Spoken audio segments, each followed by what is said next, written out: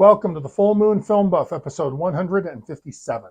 We're going to talk about Horrors of War from 2006. I watched this on Tubi. I had not seen this before. As always, we start with the prominent crew and cast. You can find links to a more complete credit list in the show notes. This film was directed by Peter John Ross and John Whitney.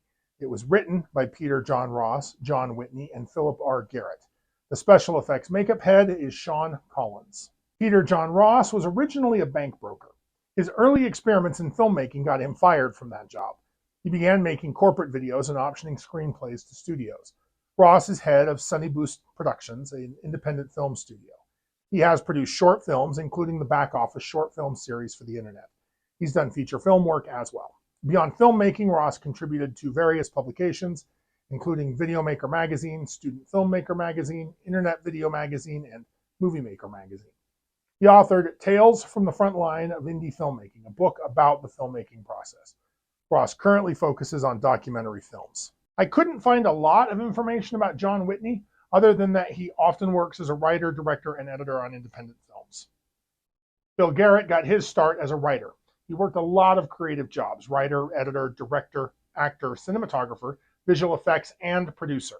Notable films include AI, Artificial Intelligence in 2001, and The Street Where We Live in 2019. Of note that this project will see another film of Garrett's when we get to Wolves Against the World, which came out in 2024.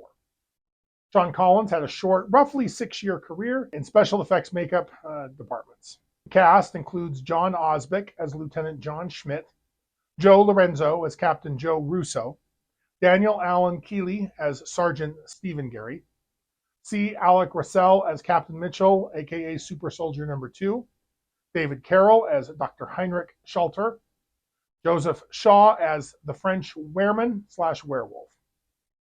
John Osbeck has worked in film and television behind and in front of the camera for 2 decades, writing, directing, producing, and acting. Notable projects include -1 from 2010 and the TV series A League of Their Own in 2022. Joe Lorenzo has been acting for 20 years. Notable shows include Bosch in 2021, American Horror Story, and Diarrhea from Detroit in 2024. Daniel Allen Keeley has also been acting for 2 decades, though he has done much more indie cinema.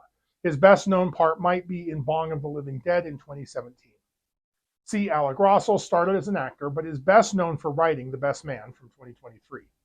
David Carroll only did 4 films in the late 2000s. Joseph Shaw is actually a special effects makeup artist who sat in his own chair for this film. Now, I recommend this for fans of B-horror and creature features who appreciate low-budget filmmaking with really ambitious ideas. If you enjoy grindhouse cinema or Nazi zombie subgenres, this might scratch that itch, though it's definitely more of a rough stone than a polished gem.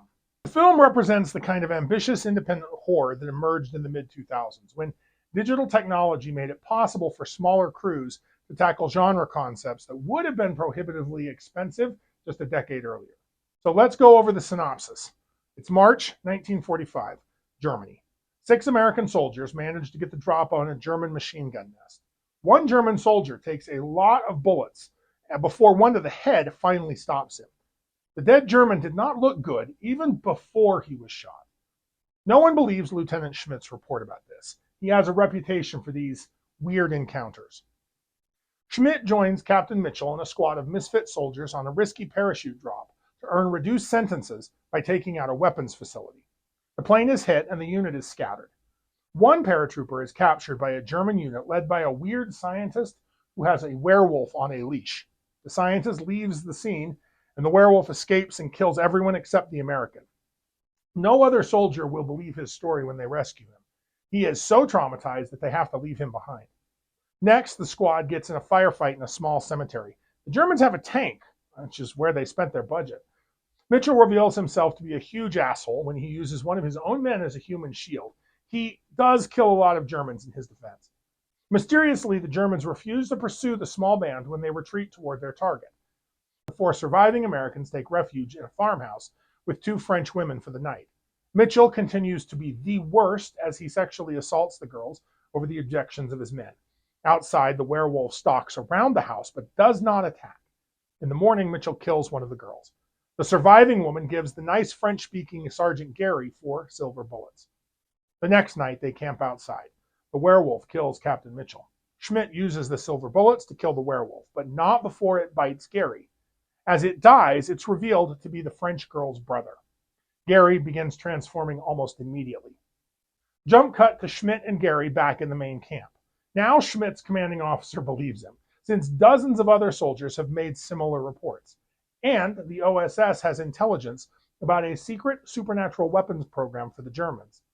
Feeling pressure from the Allied advance, the Nazis have unleashed experimental creatures, including zombies and werewolves, as a last-ditch effort to turn the tide of the war.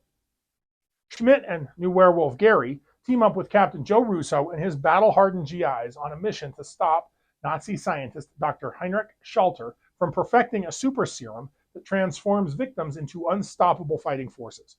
They find Schalter, who insists the Nazis made him create super soldiers, stronger and faster than normal humans, nearly impervious to bullets. Schalter transforms into a super zombie. Gary transforms into a werewolf. They battle while Russo injects himself with the serum. Just in time, too, because Schalter kills Gary. Russo turns into a super soldier himself and kills Schalter. Russo begs his men to kill him before he loses his self-control. Schmidt finishes him off. Back at camp, Schmidt learns that this is just the beginning, except it's the end of the movie. Horrors of War delivers creature effects falling squarely within the realm of mid-2000s independent horror filmmaking. Competent, but unremarkable. The production avoided expensive transformation sequences, keeping most changes off-screen to preserve their limited budget for the war movie elements that drive the narrative. This approach works in the film's favor. The werewolf design takes a minimalist approach, presenting what amounts to a human figure enhanced with matted hair, prominent fangs, and extending claws, rather than attempting complex physiological alterations.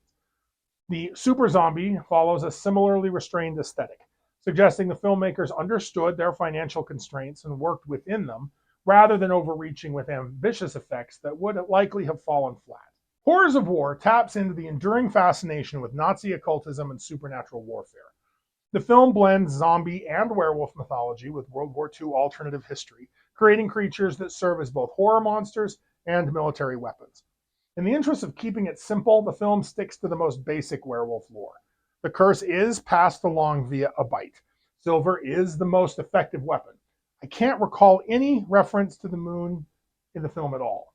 I was tempted to discuss Nazi werewolves here, but I decided to hold off. These werewolves are French and American.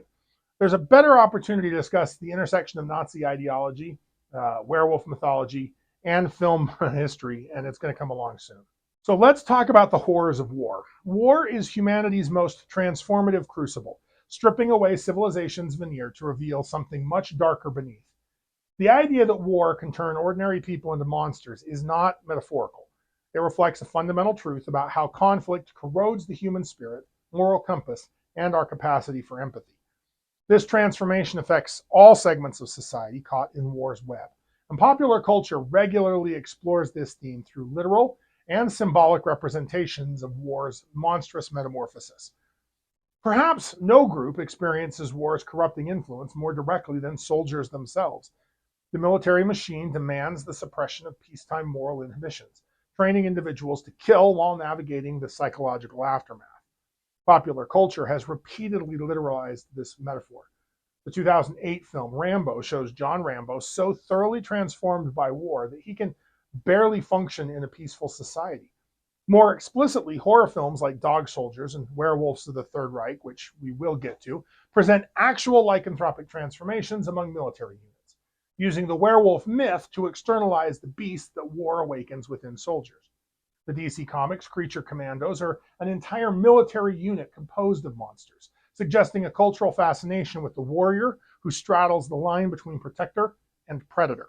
Civilians caught up in war zones face their own monstrous transformations, often driven by survival instincts overriding normal moral considerations. The breakdown of social order during conflict creates environments where ordinary citizens commit acts of cruelty, betrayal, and violence. Historical examples abound, from neighbor against neighbor violence during the Rwandan genocide to civilian collaboration with occupying forces throughout World War II. These real-world horrors have inspired numerous fictional explorations. The Walking Dead franchise uses the zombie apocalypse as a metaphor for social breakdown, consistently demonstrating that living humans pose greater threats than the undead monsters. The Mist shows how quickly civilized people can turn savage when faced with existential threats, with the military's failed experiment creating both literal monsters and the conditions for human monstrosity to emerge. The video game, This War of Mine, forces players to inhabit civilian perspectives during warfare, making tough moral choices about theft, violence, and survival. The game's mechanics ensure that maintaining moral purity often leads to death, while survival requires increasingly compromising decisions. Perhaps no group's transformation is more chilling than scientists applying their knowledge to military purposes. The archetype of the mad scientist has deep, deep roots in literature, but the reality of weapons research gives this figure some particular resonance. The development of chemical weapons during World War I marked a turning point in scientific ethics. Fritz Haber, the Nobel Prize-winning chemist who developed the process for synthesizing ammonia, also pioneered chemical warfare. His wife Clara, also a chemist, committed suicide on May 2, 1915, shortly after Haber's return from overseeing the first chlorine gas attack at Ypres. Suicide was widely attributed to her opposition to his work on chemical weapons. This transformation reaches perhaps its clearest expression in the Manhattan Project scientists who developed atomic weapons.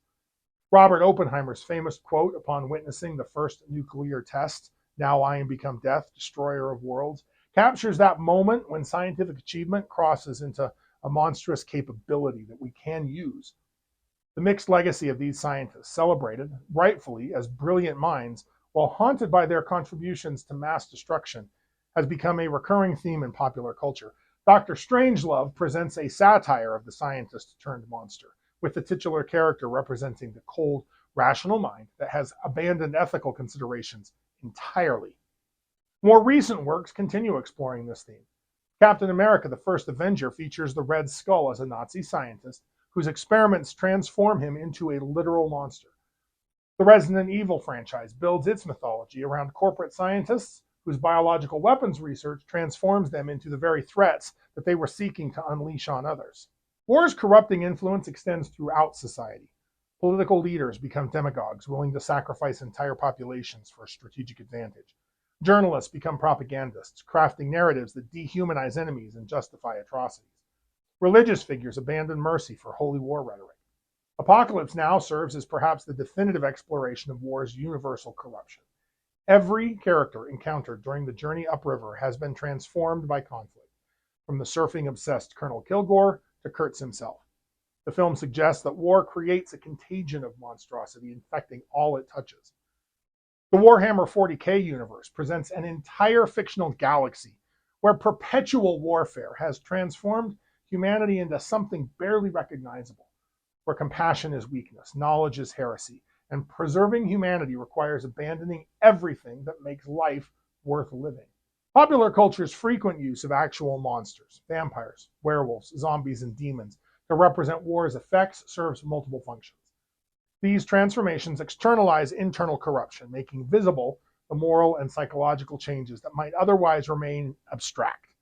They also provide safe distance for audiences to examine uncomfortable truths about human nature and societal breakdown. In an era of evolving warfare, the theme of war's monstrous transformation remains painfully relevant. Modern conflicts create new possibilities for corruption. Drone operators who kill from 1,000 miles away, cyber warriors who cripple civilian infrastructure, and social media propagandists who weaponize information itself.